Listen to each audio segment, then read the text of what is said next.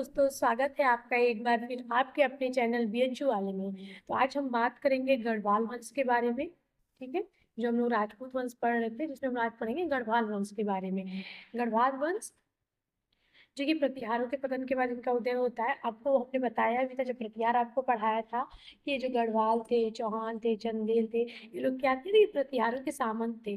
जब प्रतिहारों का पतन होता है तो ये जितने भी इनके सामंत थे, ये लोग क्या होते हैं, स्वतंत्र हो जाते हैं और अपने अपने राज्य की स्थापना करते हैं स्वतंत्रता के बाद। ठीक है, तो प्रतिहारों के पतन के बाद में चंद्रदेव, ठीक है, गढ़वालों का प्रथम शासक चंद्रदेव ने 1080 से 1085 ईस्वी के मध्य कन्नौज एवं बनारस में गढ़वाल राजवंश की नींव रखी। ठीक है, इन्होंने कन्नौज और बनारस के क्षेत्र में अपनी नींव रखी और राजधानी क्या बनाई, कन्नौज बनाई। इनकी राजधानी क्या थी, कन्नौज थी, याद रखिएगा। अब हम लोग मैप में देखते हैं तो आप देखिए यहाँ पे गढ़वाल ये क्षेत्र था, गढ़वालों का राजवंशी क्षेत्र में गढ़वाल शासन करते हैं। और भी शासक है जैसे कलचुरी है, चंदेल है, इधर यहाँ परमार शासन करते थे, चालुक्य सोलंकी के चालुक्य करते थे, यहाँ पे दक्षिण के यादव हैं, यहाँ पे काकती है। हमें तो फिलहाल गढ़वाल पढ़ना है और ये दिल्ली के तोमर राजवंश है।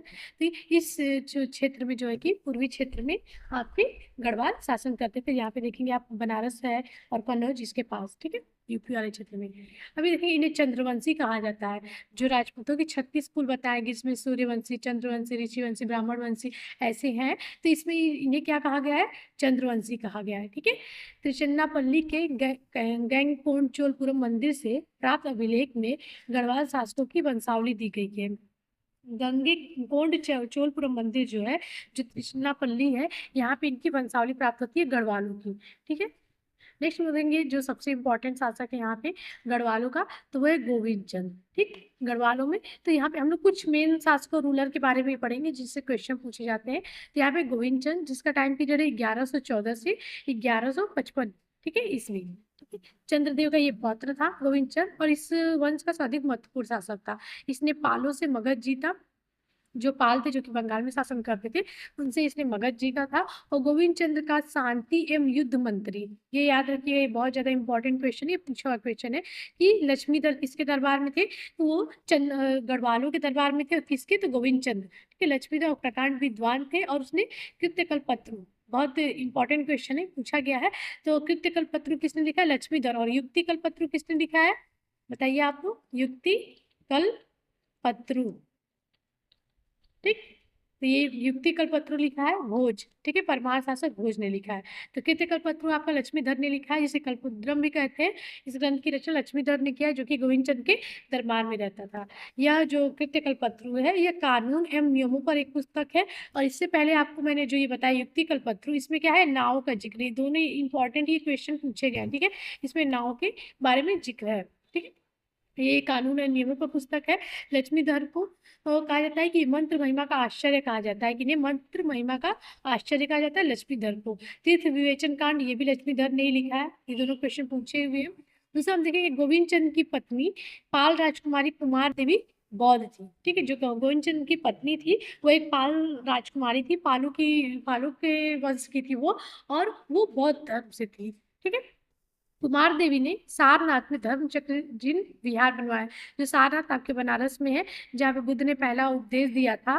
तो यहाँ पे जो धर्म चक्र जिन विहार है, ये कौन बनवाया है, ये कुमार देवी पूछा जाता है। और याद रखिएगा कि ये गढ़वाल और पाल दोनों से रिलेटेड है। पालों की ये पुत्री थी और गढ़वालों की क्या थी, तो गढ़वालों के वंश की मतलब गोविंद चंद की पत्नी थी। तो धर्म चक्र जिन विहार कौन बनवाए, तो कुमार देवी बनवाए, याद रखिएगा। कुमार देवी आपको गुप्त में मिलेंगी, तो वो गुप्त वाली कुमार देवी नहीं है, जबकि ये गढ़वाल वाली है, याद रखिएगा। कुमार देवी ने अशोक द्वारा सारनाथ में निर्मित धर्मराज का स्तूप का छठा प्रवर्धन कराया था।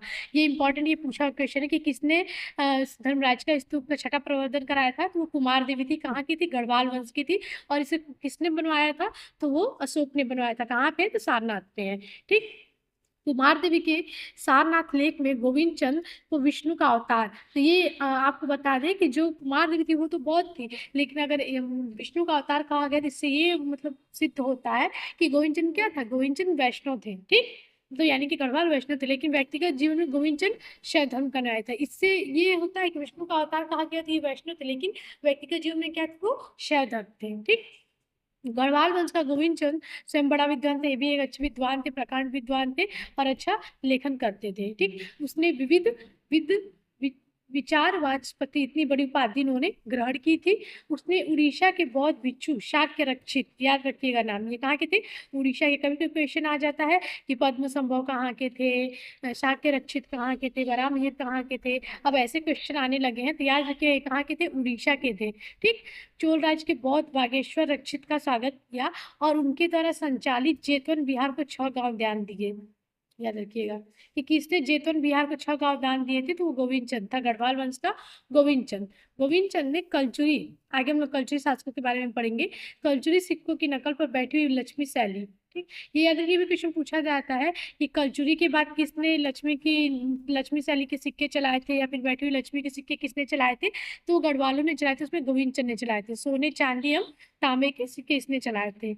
इससे पूर्व गढ़वालों के सिक्के सोने के नहीं थे। ये लक्ष्मी शैली के जो सिक्के थे, इससे पूर्व ये ही सिक्के सोने से पहले इन लोगों के मिले हैं, इससे पहले इनके कोई भी सोने के सिक्के नहीं मिले हैं। गोविंद चंद गढ़वाल के 800 स्वर्ण सिक्के, 800 इनके सोने के सिक्के 1887 ईस्वी में उत्तर प्रदेश के बहराइच जिले में कहाँ मिला था, ननपारा स्थान में मिला था। ये सारे आपके क्वेश्चन पूछे हुए इंपॉर्टेंट है, याद रखिएगा।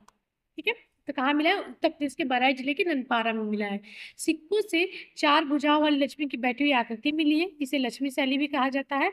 गोविंद चंद के पुत्र विजय चंद कितने सिक्के हैं, 800 हैं। ठीक है, याद रखिएगा 800 सोने के सिक्के मिले हैं, इसके पहले और कोई सोने के सिक्के नहीं मिले हैं। गोविंद चंद के पुत्र विजय चंद 1155 से 1170, ठीक है, गोविंद चंद के बाद विजय चंद शासक बनते हैं और इस समय दिल्ली के क्षेत्र पर चौहानों ने अधिकार कर किया। जब विजय चंद का शासक आता है, तो आपको मैंने बताया कि जो तोमर राज्य था उसके बाद वहां पे चौहानों का अधिकार हो जाता है और विजय चंद ने जौनपुर में अटाला देवी के मंदिर का निर्माण कराया। ठीक, जौनपुर में जो अटाला देवी का मंदिर कहाँ है, तो वो जौनपुर में, तो उसका निर्माण किसने कराया, विजय चंद ने। ठीक, बाद में 14वीं सदी में मुसलमानों ने यहाँ अटाला देवी मस्जिद का निर्माण कराया था।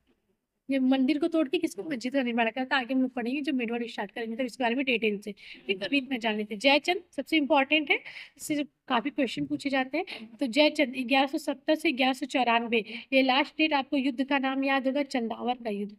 चंदावर के युद्ध में हार जाता है और फिर ये आत्महत्या कर लेता है, याद रखिएगा, गोरी से।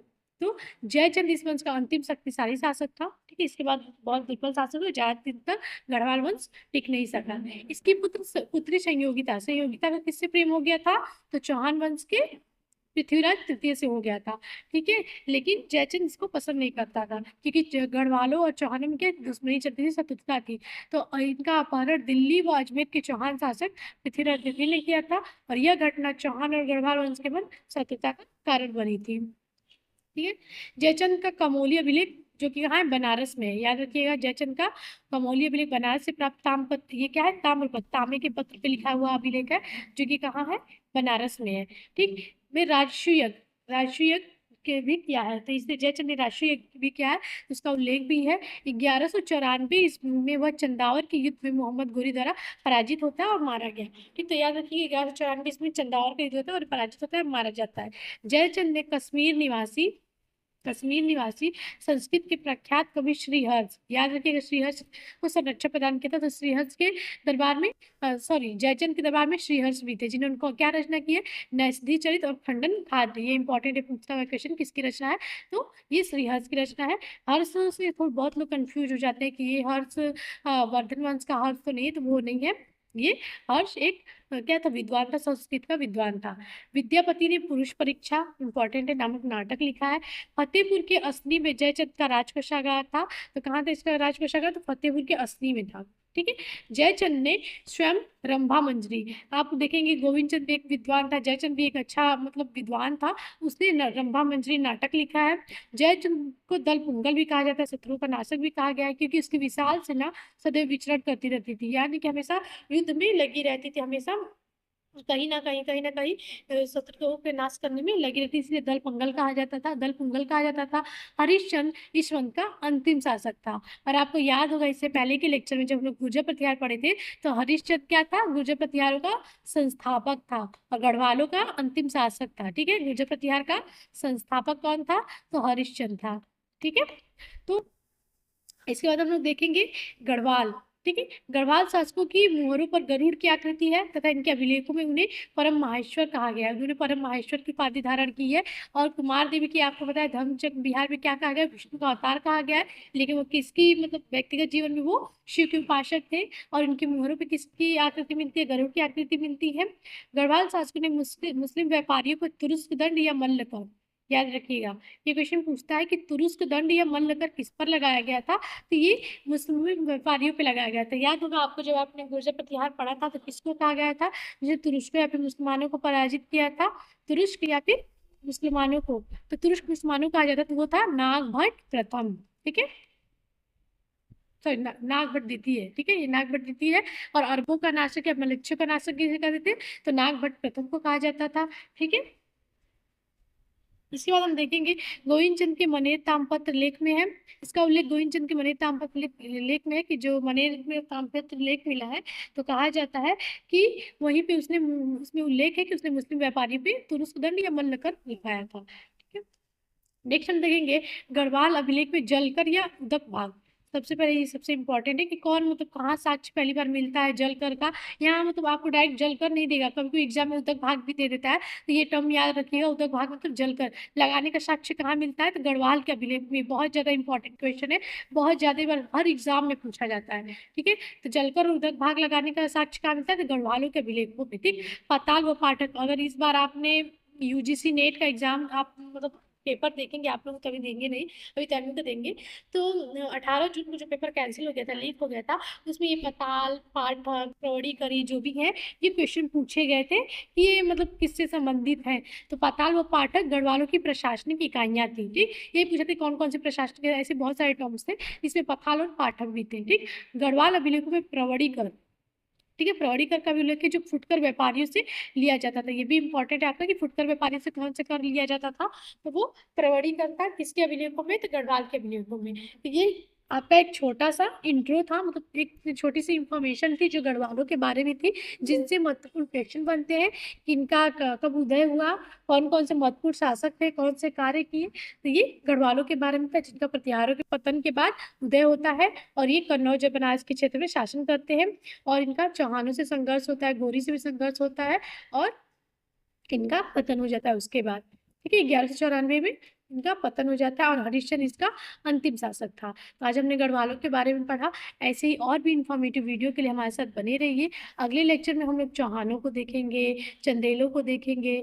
चंदेल के बाद आपका हम लोग इसके बाद हम लोग देखेंगे कलचुरी देखेंगे, उसके बाद साउथ के देखेंगे, चोला देखेंगे, कश्मीर के कुछ वंश है उनको देखेंगे। तो ऐसे ही हम लोग अपने धीरे धीरे लेक्चर को पूरा करते जाएंगे और इसे जल्दी से कवर करके हम लोग क्वेश्चन की तरफ बढ़ेंगे ताकि हमारी तैयारी और भी अच्छी हो सके। यानी कि कंसेप्ट के साथ साथ क्वेश्चन प्रैक्टिस भी करेंगे ताकि हम लोग सारी चीज़ों को क्लियर कर सकें। ऐसे ही और भी वीडियो के लिए हमारे साथ बने रहिए, चैनल को लाइक शेयर और सब्सक्राइब करिए, हमारे साथ बने रहिए। और कोई भी इंफॉर्मेशन की आपको ज़रूरत हो तो इस नंबर पे कांटेक्ट कर सकते हैं या फिर मैसेज कर सकते हैं, ठीक है। धन्यवाद।